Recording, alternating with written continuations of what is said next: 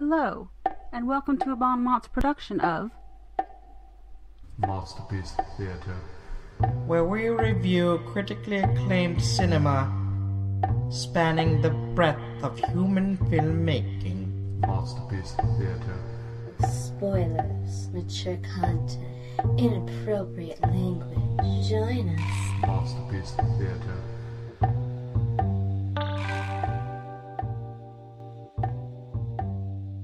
MOTSterpiece Theater. Good evening, and welcome to another episode of MOTSterpiece Theater. Today we're going to be discussing Charlie Chaplin's Gold Rush. I'm Jonathan Ian Manser, here with Scott Lilla. I would remain silent, but it's hard to convey that silent films feel via radio. Stephen Ormosi. Hello. And Leah Behar. Well, welcome. So, who's giving the synopsis? I think you are. Buffoonery in the Yukon, and Charlie Chaplin finds the... Sails the great ship Success. Yeah, great ship Success, exactly. So, we're going to start with Steve-O. Tonight, the introduction, what'd you think? I wasn't completely grabbed right at the beginning with the info dump that they give you, the expository Expos dump. text in the beginning, but I really did like, and I made a note to remember this. There's a whole line of people walking up a mountain right in the beginning, and then some guy dies, and I was like, I like that. Okay. So, just because of that guy just falling over and dying in the middle of the Yukon, I'm gonna give it a 1 for the initial hook, because that got me into it more than the initial text. All right, Leah? I'll go with the 1 also. Well, I actually enjoyed the initial text. I always kind of like everything that places the context, so the time and the place and what's going on. And then I like almost the pan out of the long line of people, and it kind of goes to the one story within all of this, which I enjoy, because it's almost like a little bit of stories that are all kind of connected, and you see how those people arrive to the place and time that they will all experience. A little bit of context for me. I've seen this movie about 500 times because my grandparents used to put this on when I would go visit them when I was a child. So I grew up on this movie. So I knew everything that was going to happen. So whether I was initially hooked immediately, I was like 5 when I first saw this. But I think that not only do I enjoy nowadays the man dying, which I thought was kind of a very dark opening to show, It somewhat is, yeah. set the tone right off the bat. But when Charlie Chaplin is being followed by the bear, there's a very humorous moment, and like that's his introduction to the character. Him stumbling along this snowy cliffside, Precarious path, if you will. Yeah. the bear just started following him, and then by the time he notices it, it's already disappeared. So the humor is established right off the bat. So you have that little bit of darkness, that little bit of serious tone, and then right into the tomfoolery that is Charlie Chaplin. So I'm going to give it a 1. Scott? I'm going to give it a 1, so maybe with the next question or two I'll speak more about. But yes, it was an arresting introduction. It's sort of almost like a documentary. If you weren't like, if you went into this film not knowing what it was going to be, it was almost like a dark documentary, like the harsh like realities of in the gold rush of the Yukon.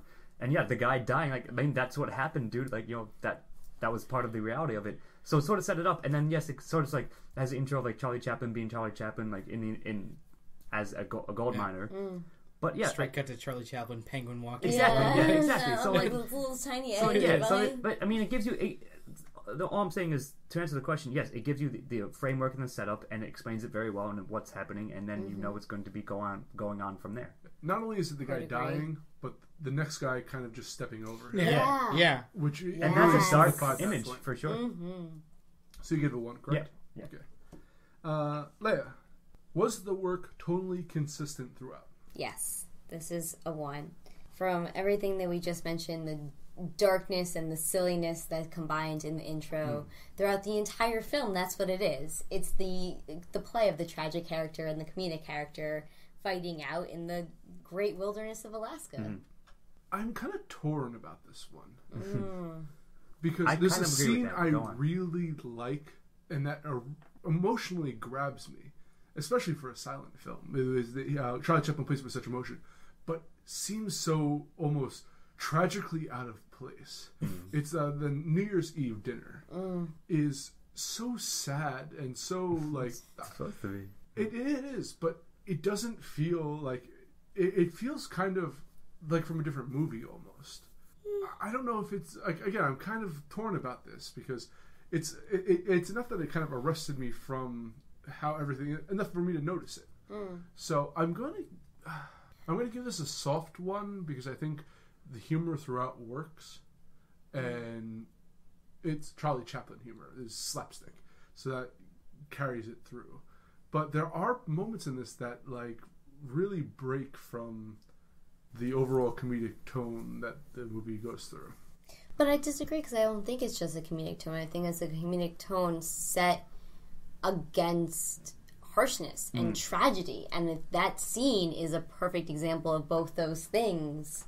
You know, the fun of the New Year's Eve to his tragedy. And just because Charlie Chaplin isn't experiencing the comedy doesn't mean both those things aren't present. Fair enough. I'm gonna say somewhat the same thing, sort of because of that. That it straddles a line between dark and humorous. Yes, it's slapstick, but it contains versus the harsh realities that in setting that it takes place in. So I think it balanced those two well enough. In fact, like almost on a 50-50 split. That yes, while the slapstick humor was happening, like it was still set against a darker narrative broadly. So I'm gonna give it a 1 because of that. And Steven? I came into this question unsure of how I was going to answer it. There's a lot of shifting tones, I would say, in this movie. Yeah, I like that. And I'm not sure that breaks with what the tone of the movie is supposed to be, but being a silent film, it makes a lot of use of playing off your emotions through music. Sure. Definitely, actually. And the music in this film is really plays a really wide range throughout. Though I would say that the tone is more of a comedic or like a dark comedy Overall, kind of. It has it has darker moments to the narrative, perhaps. Right. You want to say? Right. Maybe. Go on. It certainly does. I mean, it absolutely does. Just from the opening scene, like even before the comedy starts, you know that it's going to be something about It's a set against tragedy and like hardship and things like that. Sorry. So I think in that sense, it's really consistent. However, there is still that, like, I feel like there are scenes that were thrown in to like kind of make the movie fit a nook, like a niche that it was supposed to fit, like at the time. You know, and there were a lot of scenes that were just put in there for pure comedy, and there were a lot of scenes that were just put in there for pure like emotional value.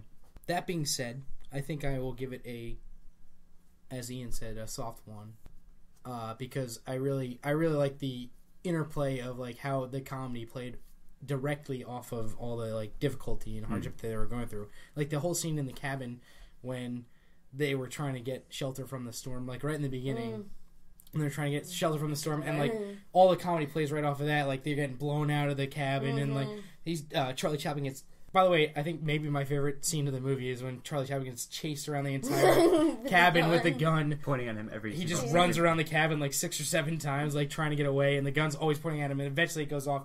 The one time it's not pointed directly at his face, you know. Sure. But yeah, I really liked the tone of this. I think that maybe you could argue that it wasn't entirely consistent the entire time. But that's kind of the point, go ahead. Well, I think also to your point. But I wouldn't argue that. Yeah. To your point is that maybe because it's a silent film, everything has to be exaggerated. Yes. So Right, the comedic of course. parts are so on one, and then the tragic parts are on another end, so that it feels jarring, switching from those tones just because they're on such It's the extremes. nature of this kind But of I'm okay. film. But I'm okay with that in terms of the film. I agree with you. Yeah. So I'll give it a 1. Yeah.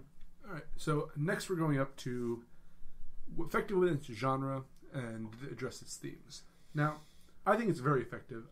Having seen this a number of times, I still laughed a lot at the slapstick humor. I'm not a huge fan of awkward, embarrassing humor, and that's very prevalent today in comedies that come out. And this had a lot of that, which I didn't notice until I watched it nowadays. So I actually was like kind of cringing at some of the more like harsh treatment that Charlie Chaplin suffered throughout this. On themes, though, I think it does well the whole concept of the Yukon being this force of its own. It even says that. It's a law of its own. And like you have every single character suffers their tragedies throughout. You have Big Jim who finds his claim and loses it because of amnesia because someone tried to steal it from him. You have Charlie Chaplin who is just nothing good happens to him until the very end. You have like criminals who get shot down by the police. I mean, like there's like all these elements. Every single character has their like kind of arcs and their tragedies that they suffer from their environment. But one last point on this is And you have the police that get shot down by the criminals too. Yes, you have. I think that was the only thing. Actually, I don't know if criminals were shot. No. I got that mistake. It wasn't implied, but yes, that indeed it was. No, he died. He died from exposure. He fell down the. He fell off. The He fell off the avalanche, cliff. yeah. It just fell off. Black Larson. You'll be missed. R.I.P. Blackie. So go. But Blackie Larson. the last theme I want to address is their women.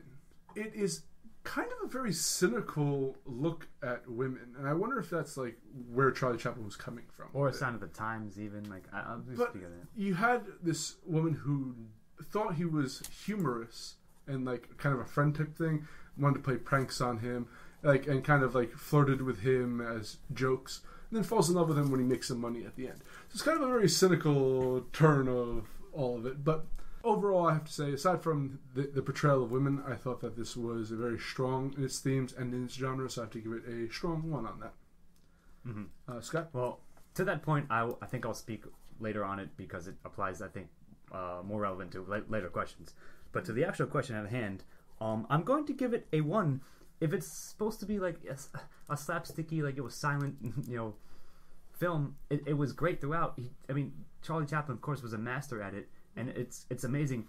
It was funny because Leah mentioned to me, he's like, "You're not laughing that much through this movie." I'm like, it's not that I don't find it funny. It's not particularly like nowadays my cynical view of life is not that humor, but for what it is, it's very well done and choreographed, and yeah, I could see like why it would be imitated later on. Like many things that have come after, it influenced a number of that kind of comedy, and I believe it did a good enough job and did indeed. If the theme was sort of like a scrappy, a normal guy is able to rise above the harsh realities that he's thrust into, maybe through random luck, perhaps, but he persevered. Perseverance, I think, is a theme addressed in it. He survived where a lot of people didn't. Yeah, exactly, true. So for all those reasons, I don't have much more to say. You can mark me as a 1 and go on. So, Ian, it wouldn't be a podcast if I didn't have some point to disagree with you about. Bring it on. So, you say that it's a cynical look at women, which I can understand to some extent. I have a cynical look at women, However, I think that Georgia was a pretty strong character, especially right at the beginning when he meets her.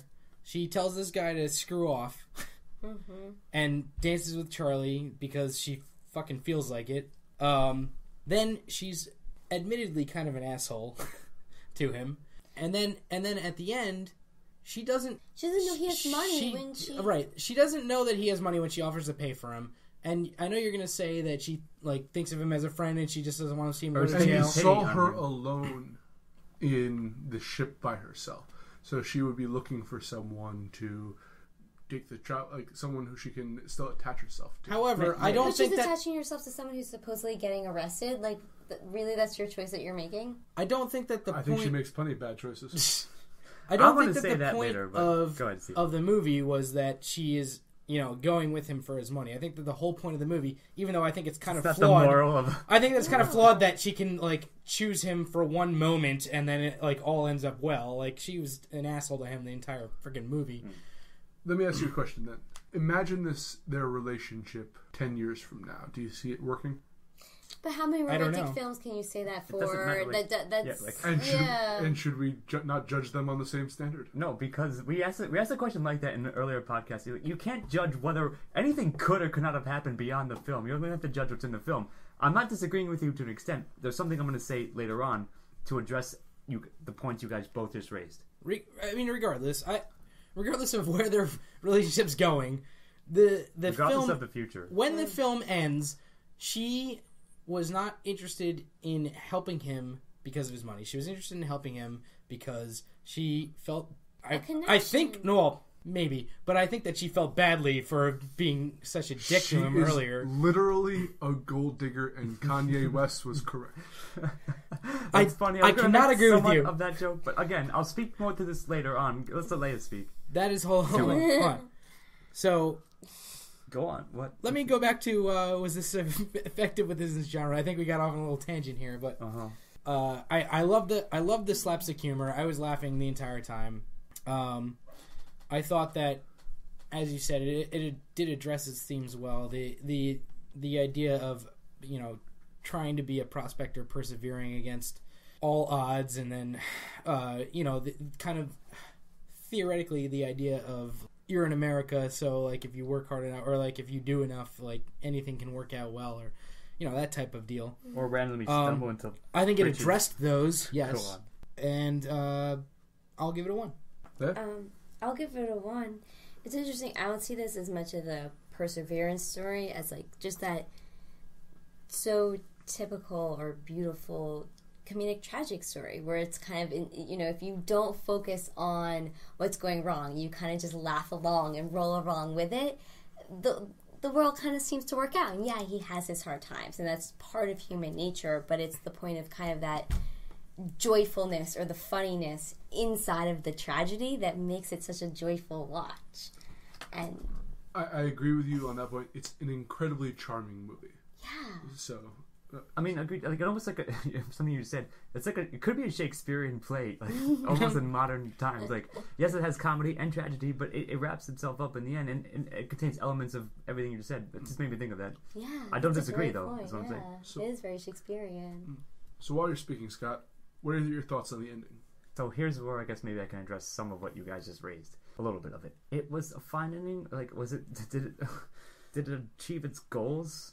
Yeah, I guess if the goal is to have a tragic love story that works out, like, yeah.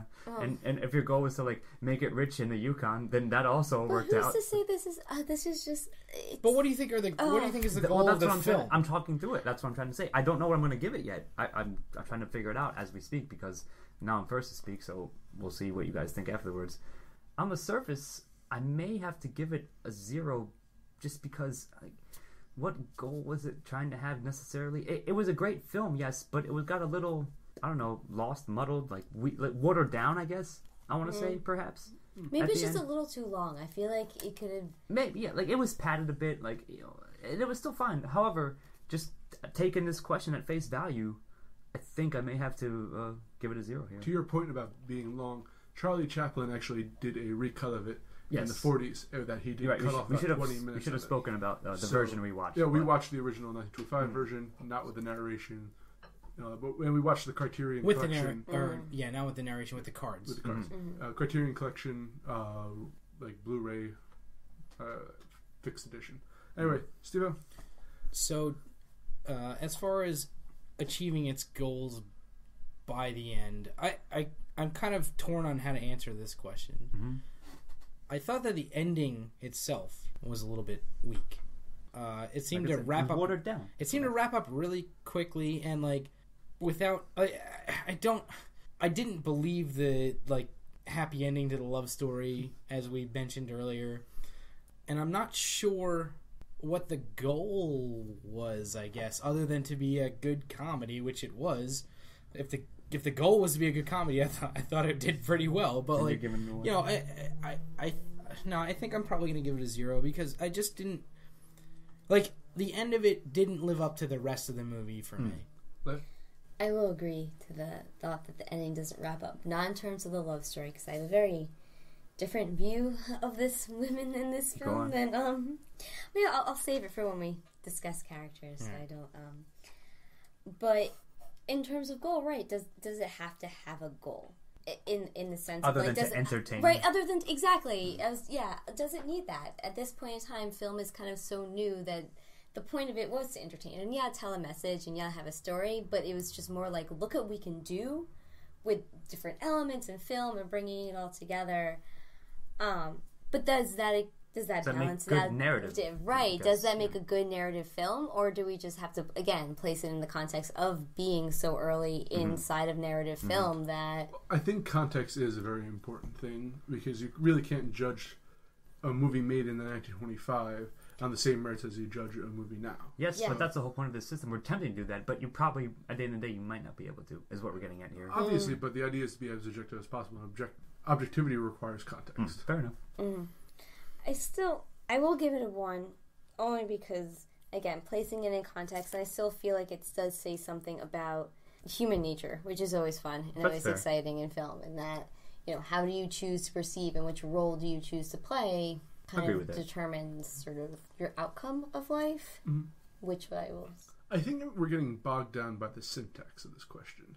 The idea that does it achieve its goals by the end, you're thinking that it has to have a major point. Are you saying we're making a syntax error? Then Go on. Wrong show. We are... if you look at all of the characters in this movie, every one of them... Well, all the major characters have an arc to them. They all go through trials, and almost all of them have a satisfactory ending. Except for Black Larson. No, but I think that is satisfactory. Yeah. Not a satisfactory one. He just falls off a cliff. Not for him, but Go on. But that's the only way Black Larson can go out. There is no other conclusion. Man can't take him down. Nature. Yeah, nature is its own law. Exactly. Go on. So, aside from the ladies' man, who you never see anything really wrap up with him. Jack, I think is his name. Every other character, you see their story to completion. I'm satisfied with the plots that every one of these characters went through. I feel I know a lot of them, even though I didn't hear any of them speak. So I feel that, since and narratively, everything was wrapped up. Like, every set piece was wrapped up. It all had a completion to it at the end. I didn't feel that anything was left. Like, I could see why they might have been able to cut out some things, but I didn't feel anything was left unsaid. So for that, I have to give it a 1. Because I feel that, in a sense, it doesn't have that overarching goal that modern media might have, but for what it was in the narrative, it succeeds at that. Okay, so Steve. Yes. Yes, where I'm the antagonist. Who or what? Is the antagonist, is my question. And what do you think of that entity? That's kind of what I've been struggling with trying to figure out, is what is supposed to be, or what or who is supposed to be the actual antagonist. I view several different things as the antagonist throughout the film. Black Larson at first, even Georgia at some point during the movie, Jack, the ladies' man guy, even, the Yukon Winter, which is an antagonist, but still not prevalent throughout. There's a large section where they're in town where he doesn't have to deal with anything nature related. I'll address that. Go on though. Oh, the nature of love. Still not what I meant, but Yes. Go Our on. roles do not translate. Not get derailed. Go. So I'm going to give the antagonist a 0, just because there wasn't a clear. I thought that all the antagonists did a good job of moving the plot, but I didn't think I don't think there were any standout antagonists throughout the movie. Interesting, because I'm kind of torn on it for that reason. Is especially in a silent film where because of the lack of dialogue, what you connect to most is the emotion of it and how people act out and play those emotions. And for every emotion that we feel, there's an antagonist to that emotion. So for the love, there's that unrequited love, the battle against nature, the battle against human evil and all of that. And because it has to be such an emotional film, that you have different antagonists that kind of portray different sides of the human nature, that is an enjoyable watch. However, does that make it okay, again, to not have an antagonist, to not have that character? It's a difficult question to answer, because at one hand I want to say, well, technically, elements of the film and a narrative film. These are the qualities that you need to have. But if you play with those and you make them fun, do you get rewarded for that? So I'm gonna. That depends on the critic. Yeah, I don't know. Maybe I'm a little softy. Maybe it's my self-image. Perhaps. I will have. I will reserve my zeros for later. I will give it a 1. All right. I was tempted at first to say that the Yukon was the antagonist, but I don't think that's necessarily true. Because, yes, it punishes certain people, but it rewards others. It's more of the supporting cast. It's the environment. It's it's beyond good or evil. It's, so there are really no strong antagonists throughout there. You have Black Larson, who does a fine job for what he does, but he falls off a damn cliff. He gets bossed out of the plot. You have Stuff around him. Go on. You have the love rival of Jack, or whatever his name is, the ladies' man, who doesn't really play, like, there's no arc for him. Right. He is just a foil character with no personality beyond. He's one-dimensional to the extreme. So I have to give it a 0, even though I think that it's because it's more of a man versus in an environment and following his, without necessarily that person-to-person antagonism. So, Scott? Fair enough. So yeah, this one I wavered on as well, and something you just said, just sort of convinced me. On the surface, yes, the Yukon should be the antagonist, but it's just there. It's the backdrop to it. Yes, they're fighting against it, but it's not like it's doing anything. It's just nature. Nature's going to be nature. So cutting it up into characters, yes, Black Larson is an antagonist. Is he effective? He's like Dirk Dastardly for the first half hour of it or whatever, and until he disappears. And then Big Jim? He also begins as one, but then becomes a buddy movie after that, sort of. So sorry, I tried to eat you. Yeah, but sharing my gold mine will become millionaires. Okay, no problem. So yeah, I guess for all that, there's nothing you can point to say this is the antagonist. I get, unless again human nature, and if that counts, sure. But I don't think that's necessarily what it's trying to show to you. But I think a lot of the human nature comes from their environment. Yes, that's what I'm saying. I think something it's going to be the environment itself. The setting is more of a secondary character than an actual antagonist. Yeah. So given our own scale, because I cannot point to one outright, I'll give it a 0. I think you've convinced me. I'm going to have to change it, because that's exactly what you can make an argument for anything that you watch or read. Well, they did this little element, so that makes them an antagonist. Sure, but not really. But not really. And I guess at the end of the day, if you have to qualify it with well, but not really, it doesn't count. Leah, Charlie Chaplin, what's your thoughts? No, the prospector. The protagonist. Yeah, yes. The tramp. Yes. The bum. Was he? I liked him. He's it's the Charlie Chaplin character, the funny guy that's kind of going through life and gonna enjoy it and maybe have some hardships, but at the end it's gonna work out for him. That's great. It's hard because it's while it's so enjoyable and so great, is it this great memorable thing? Did the character do something for you? Did it change something for you? Maybe not. However, I will use this moment to go back and go on a tangent and defend femalehood and womenness, because it's fine, because it's just the time and the place, and yes, this female was hard, but you have to place women in this wilderness of nothingness surrounded by men, and you kind of have to have these bonds of other women and joking and playing off the men and othering the men, because come on, let's face it, you're vulnerable. And in that context and that time, yes, she can come off as a bitch, and yes, I'm making excuses for it, because right, she was not the nicest person in the world. I still think that she does have an arc, and she does change, and she does offer to help the guy who truly helped her just to help her, and she saw that kindness and she responded to it. And it's hard to do. I mean, even in 2015, it's still hard to be a woman and stand up for your rights, and we're having all these conversations about rape now because we're finally having it. Put yourself in the 1920s in Alaska. Yeah, she's a bitch, but does she kind of have a reason to be that way towards man? Right. So. But she does apologize to Jack for resisting rape. I'm going to talk about that soon enough. Yes, because, expand more about how else is she making money? How else is she getting food? How else is she having shelter if some guy does not take care of her? Yeah, right. You can't, And, like, yeah, that sucks. Yes, she shouldn't have to apologize, but she does because that is, unfortunately, like, the It's the world nature that of she... her setting. Yeah. Sure, yeah, as we said, very sure. So you're giving Charlie the Tramp a 1 or a 0? In terms of were they... Here's my... I think they were effective. Were they memorable? Is where I get tripped up on. He's a funny character. You laugh at it. Am I going to go home tonight and be like, oh, man, you know, that character's Maybe. just like... Go ahead. I don't think so. So I'm going to go with a 0. So here's my question: where do you place Georgia? Is she a protagonist to you, or is she a secondary character to you? She's probably more towards the secondary character. Okay. I just wanted to Okay. take my opportunity. However you want to place her is fine with me. I just wanted to make sure that you weren't counting her as a protagonist.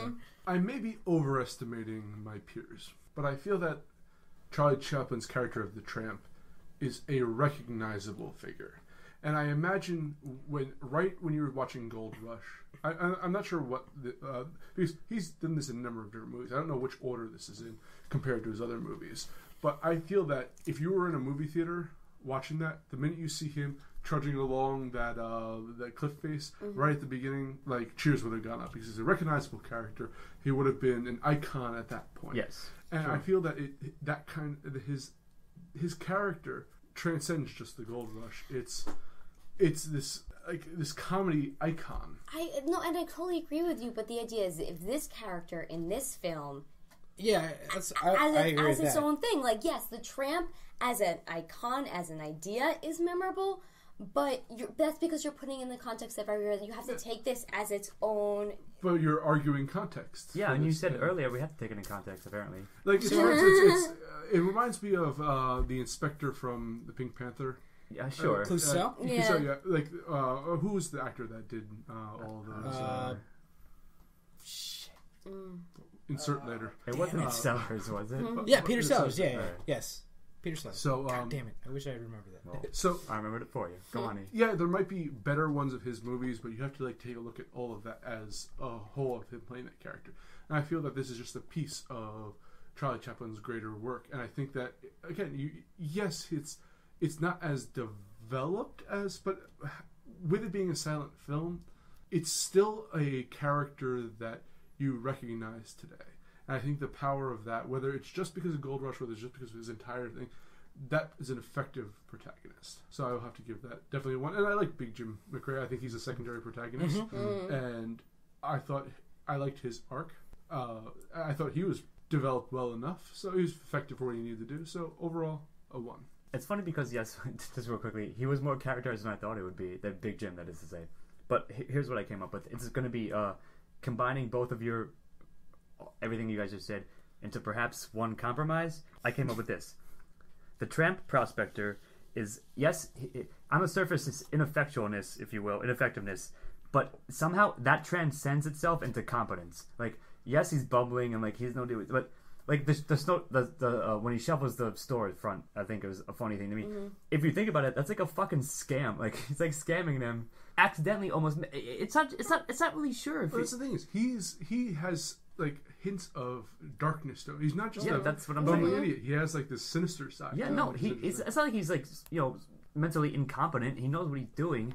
He's maybe physically like not measure up to the other like people that he's set up against in this environment. But all I'm saying is like, if we're taking this again on the question's value, he is effective. He does drive the action, maybe inadvertently sometimes, but no, regardless, his actions affect everything else around him. So that way, and that reason, I'm giving the 1. Yeah, but I feel like this. Regardless of his iconic status or not at the time. As far as that, I would say that there's a reason he survived this long. He's like he's fucking Waldo. He has. Yes. He keeps losing, and that's what I kept thinking too. Like loses things along the way. He and is Waldo like the always first Waldo survives. character. Check out the Waldo podcast. But I just thought of that. He has an edge of survival. He has like this, dark side to him for sure. But what I was going to say is, I thought that he worked really well throughout the movie. There was no time in the entire movie that I wasn't, pulling for him to make it. And, the movie would have failed as early question yeah. if you weren't rooting for him. I would say. Well, I mean, there's a lot of movies that you watch that you're like, screw this protagonist, man. But I mean, maybe not in those words, but Go ahead. But I really liked Chaplin's portrayal, and maybe this is the only place that I'm going to get to drop this in, so I'm just going to say it now. I think that Charlie Chaplin's like slapstick, like body language humor is the best that I've ever seen in my freaking life. I agree with that. And it's like, it's been when did this movie come out? 25. 1925. So that's Do the math, son. 90 years. Wow. That's 90-year-old movie, and I have never seen anybody nearly as good as Charlie Chaplin at doing the type of physical humor, like just running around. No, the gags are 100% top notch for sure. So I mean that adds to like me liking him, like just because I like I enjoy that type of humor. But on top of that, I was pulling for him to do well this entire movie. Like I just wanted him to like make out, and the fact that he almost never did until the very end The good ship adds success. to that. Yeah, exactly. You mean make out? As in, like, survive or get it? No, he also made out. Yeah. You go for the double entendre Also got there? to make out. Or what? But I'm gonna give it a 1. I really liked him as a protagonist. Got something to say? I agree with it all. I really, really like him. I think he's a fantastic actor. But the question isn't like It's narratively. That's Right. how, this is where the subjective part of Mods, of course, comes in. But I get it. It's not as a good actor. I And told yes, you- he propels the story because every character has to propel the story, else you wouldn't I tried to have cut a it out. narrative. Would it be an effective protagonist? Yes. But nonetheless, we're on to supporting cast, and as it is my wont, I'm going to describe one sporting character, or in this time, many sporting characters here that really went over for me. The entire saloon gets 1,000 ones because old man, hootenanny. Come on, how can you not love that? The New Year's Eve with our own Scotty singing "Old Lang Syne." No, it was absolutely it added to the charm. And this movie wouldn't, even And though the setting. Charlie Chaplin is absolutely fantastic, the ability of all these other characters, all the background characters, to express such emotion and such like you can tell they're having actually a good time in that in that scene. It just really adds to this like charming movie. So I'm gonna have to give it a very, very, very, very strong one. Fair enough. Yes, my own namesake, the old coot singing "Days of Old Lang Syne" is great. I agree with that. I'm giving it a 1, but I think I'm going to use this as my soapbox to speak slightly. I'm counting Georgia as a supporting character, and here's the thing, right? She was. What gets me is that this is a feminismist thing or whatever you want to call it. Here's what got me about it. She initially spurned Jack the ladies' man, right? Like she's not quite. She's coy and aloof with him. Like okay. Then they're like sort of somehow inexplicably together, and like all right, that's fine. Or they're still like he's courting her. Okay, that's fine. I accept that as well. No problem. When the New Year's Eve like thing happens and like he gets forceful with her, if you will, like oh kiss me, you're gonna kiss me now anyway, whatever. Then she writes him a note saying I'm sorry to Jack. You think it's set up like. But not only I'm sorry, but as what? as the audience, please forgive me. No, I love you. I love you. Yes, all those 3 phrases combined together are like. Maybe it goes to the emerging question, as we'll get to shortly. I mean, what? It's completely inconsistent. Like, I mean, is that what they think? Is that they're betraying women, or that like whimsical, if you will? It just seemed odd to me. It didn't make any sense at all. You know, I'd seen this movie a number of times, but I haven't seen it for a very long time. So I thought she was writing it to the tramp. Yeah, that's what it's set up to be. That's what we thought, and then it that's subverts a cheap itself. characterization of her if she's writing it to Jack. Yeah, that's what I'm saying. No, I'm agreeing with you. It made her like less of a I just didn't. It rubbed me the wrong way. I guess is the best I can say about it. But she still was a fine character. She was somewhat as a strong female as well. Like she struck on her own. And she had her little cadre like of the clique that she rolled with. You can be strong, but you can also be a terrible person. Yes, that's true. That's what I'm saying. Like yes. Right, to your point earlier. Yes, she was surviving in like not the. So safest was of Black an- Morrison, Yeah. and no one's rooting for of him. environments or whatever. But all I'm saying is like it's completely bizarre. Like it made no sense to me. It made her. It diminished her character in the end to me. I can But understand that. although it was fine at the actual end of the film, Yes. that's what it was weird. But to the point, to answer the question and to wrap up, it's a 1 because an old man miner singing "Days of Old Lang Syne" is fucking amazing. Did you want to say anything? Take Do you want to wait? Yeah. All right. To briefly discuss the Georgia thing, I didn't see that as like a bad thing. I kind of viewed it as like a survival tactic type of thing, which I didn't really like her character. However, I didn't hold that specific part against her. I thought she was kind of just. I never in the entire movie, except for right in the beginning when she first met Charlie Chaplin, ever believed that she actually gave a shit about him at all, especially or even at the end. And that's kind of why I gave the end 0. But anyway, as far as other supporting characters go, I really liked pretty much all of them. I like Georgia as a character. I thought that she was honestly, I thought she was a lot more complex than any woman character that I would have expected from a 1925 movie from 1925. But the complexity they made her was inconsistent. I don't know. Fair enough, maybe, but at the same time, if you watch a lot of other movies from that era, you're not going to see nearly that complexity from a female character. If you watch a lot of stuff nowadays, you won't see that much. Exactly. That's exactly. Fair. That's all fair. Go on. So I liked her. I liked Black Larson. I thought he was just kind of. I think I might count the death of Black Larson as a supporting character. Also count the bear as one. The bear was amazing. The bear was great. Go on. Poor bear. All the animals in general. The dog, the man. Yeah. I'll you know what? I'll leave it there. I'm going to give it a 1. Any other characters that none of us have named yet? Leah, you get to go ahead. Yeah, I will have to kind of agree with the general consensus here and go with a 1. I think the supporting cast in some way were more or just as intriguing as Charlie Chaplin's character. They're this funny bunch of goofballs, and you kind of want to see what they're going to do, which is so exciting. As to the point sometimes it's murder cops. Yeah. But he gets his revenge at the end. The world gets its... Falls off the side the of a North mountain. is the law. Oh, yeah, exactly. North is a law unto itself, as I recall. It's true. The law of falling off a mountain. Uh-huh.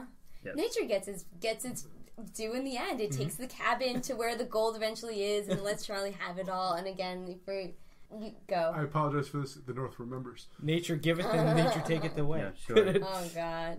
Also, Game of Thrones. Right? Go on. Everybody drink. As to the point of the letter, I think it was this weird idea of this comedy tragedy thing that's kind of in it, and it was just maybe didn't work because I guess the writing of the letter had to be something that could work for both characters to read and interpret in some ways, and I think it was it had to be ambiguous, I guess. Yeah, and while we're reading into it of oh, is it rape? And maybe it is, and maybe it does have that. It's some sort of subtext. I kind of look at it as okay, if 2 characters have to read this, you have to have something. So I actually don't mind it as much. All right, real quickly, it's Shakespearean kind of in that sense, so I guess I get it. It just, I don't know. It's just off, and it's off-putting. Yes. But again, I guess it's coming from a female perspective where, you're just kind of used to hearing, or it's a, I don't want to get into that kind of conversation. And it's a whole, I assume that in 1925, this conversation wouldn't be a thing at all. She would be expected to do it, of course. It's a female perspective now. Mm-hmm. That we're talking about this in in terms of now, but I'm sure a lot of the discussion in 1925 would have been well, that's what you're supposed to do. Yeah. And her fighting back would have been a whole big thing, or a much larger thing than it is now. Scott, dialogue in a silent film. Go. Well, of course. Okay, but no, it's easy, SO, because the title cards, of course, counts as dialogue. But here's something better, and all that was fine. I mean, it told you what it had to say. It told people that if they were talking to each other, it gave whatever you needed.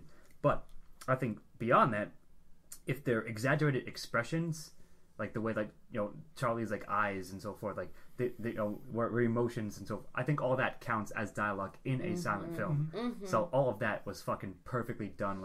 You could even I imagine if you could read lips, you could almost see what they were saying, and you get exactly what was happening. And even not being able to do that, it was very obviously clear. Mm-hmm. So if I count that again within the confines of what they were working with, that counts as dialogue. It's going to get a 1 from me because it was top notch, perfectly pulled off. 100% agree. I'm not sure that there's much more that I can say. Facial expression and body language was the dialogue of this film, and they pretty much every character did a great job. I mean, Charlie Chaplin is amazing at it. second to none, obviously. Clearly the best, but everyone else was no everyone, slouch. yeah, of course, everyone else in the movie was terrific too. So it's a 1 for me. Mm-hmm. I would agree with everything. And what's so great about silent film is this ability for the audience to connect in such a different way because you could project yourself onto them. They're not telling you what's going on in those conversations. You kind of get to make it up in your head, and you almost get this like own internal dialogue, and then you get to project, which is so pleasant. So definitely a 1. 3 points. First, I'm giving it a 1, and I agree with everything you said. 2, I wish people in real life gestured as wildly as they do. As enthusiastically as all that was. What are you talking about? And 3, I'm going to count the music. Yes. Good call. Good call. And I love the Flight of the Bumblebees. Mm-hmm. And it was used perfectly in this. And the entire soundtrack.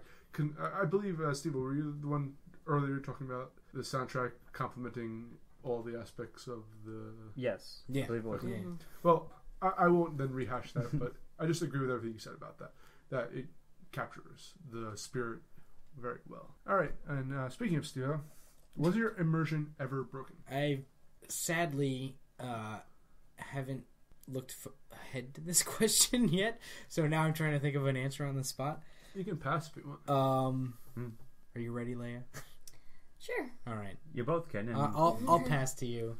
In tiny little ways, because it's almost so predictable that you kind of expect things and know things, and in that way your watching is almost disrupted, but it also kind of gives you a nice sense to the film. Like it gives you a sense of comfort, that comfort food kind of feel to it. So even though for me every now and then the immersion was broken, I'll go with the 1. I'm usually very harsh with these, and I'm going to continue to be. This was actually a compilation of 3 different films because 3 they different lost the versions original. of it. Yeah. Yes.